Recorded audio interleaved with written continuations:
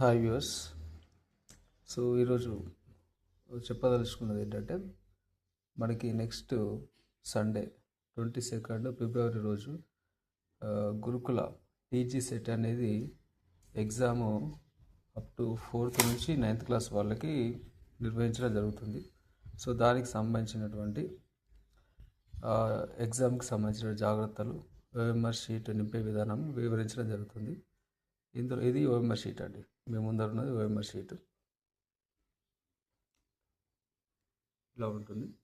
So ఈ OMR షీట్లో ఈ hall ticket number, student name, ఇవన్నీ ఆల్రెడీ క్లాసు, రిజర్వేషన్ కేటగిరీ, ఇవన్నీ కూడా centre code, name of the examination centre, ఇవన్నీ కూడా ఫిల్అప్ అయ్యి వస్తాయి. సో ఇక్కడ ఆల్రెడీ అక్కడ ఫిల్అప్ అయ్యి వస్తాయి. ఆ ఫోటో కింద సైన్ కూడా ఫిల్అప్ అయ్యి వస్తుంది. దాని తర్వాత ఇక్కడ చూడండి, విద్యార్థి యొక్క సంతకం. ఇక్కడ అప్లై చేసేటప్పుడు ఏ విధంగానైతే సంతకం చేశాడో విద్యార్థి అక్కడ సంతకం చేయాల్సి ఉంటుంది. నెక్స్ట్ ఇక్కడ ఇది బుక్లెట్ కోడ్ అండి. అక్కడ ఎగ్జామ్ పేపర్ బుక్లెట్ పైన ఏ వస్తే ఇక్కడ ఏ రాసిన తర్వాత ఏ బబ్లింగ్ వేయాల్సి ఉంటుంది. ఒకవేళ బి వస్తే బి రాసిన తర్వాత బి బబ్లింగ్ చేయాలి. ఫర్ ఎగ్జాంపుల్ ఎలా అంటే, ఇప్పుడు సపోజ్ బి వచ్చింది అనుకోండి, బి ఇక్కడ రాయాల్సి ఉంటుంది. బి రాసిన తర్వాత బబ్లింగ్ వేయాల్సి ఉంటుంది. బబ్లింగ్ నీట్గా వేయాలి. చూడండి, ఈ సర్కిల్ ఏదైతే ఉందో ఈ సర్కిల్ పై నుంచి ఇలా బాల్ పాయింట్ పైన తీసుకుని ఇలా బబ్లింగ్ వేయాల్సి ఉంటుంది. నెక్స్ట్ అలాగే ఇక్కడ మనకి confirm booklet code and sign, ఇది 8 లెటర్ వేసే పని. సో 8 లెటరు ఇక్కడ బుక్లెట్ యొక్క కోడ్ రాసి, సేమ్ అలాగే బి రాసి అక్కడ 8 లెటర్ ఈ బీని బబ్లింగ్ చేయడం జరుగుతున్నది. ఇలా దాన్ని నీట్గా బబ్లింగ్ చేయాలి.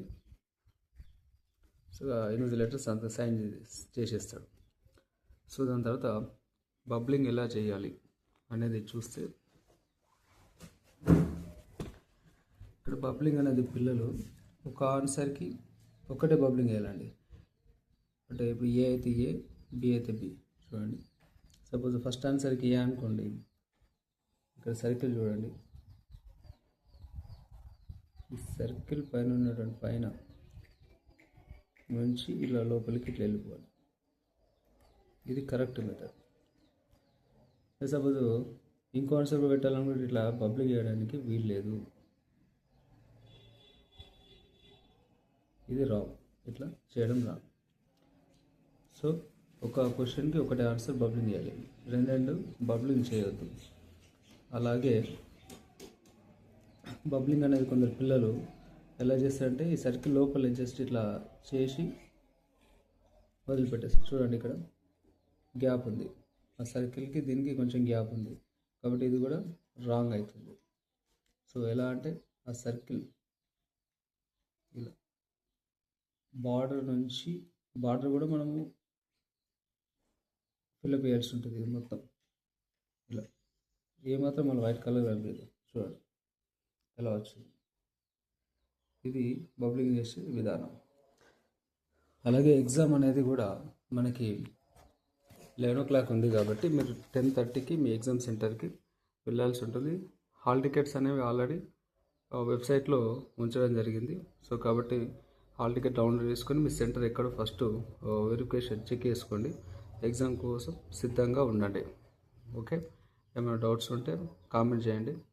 ఈ విషయం మీకు నచ్చితే లైక్ చేయండి. మిగతా వాళ్ళకి ఎవరికైనా అంటే ఇంట్లో ఉండి ప్రిపేర్ అయిన వాళ్ళు, వాళ్ళ పేరెంట్స్, వాళ్ళ పాప కానీ బాబు వాళ్ళ కానీ చూపించండి బబ్లింగ్ చేసే విధానం. ఇలాంటి షీట్లు ఎక్కడైనా బయట దొరికితే తీసుకొని వాళ్ళతోని ప్రాక్టీస్ చేయించండి.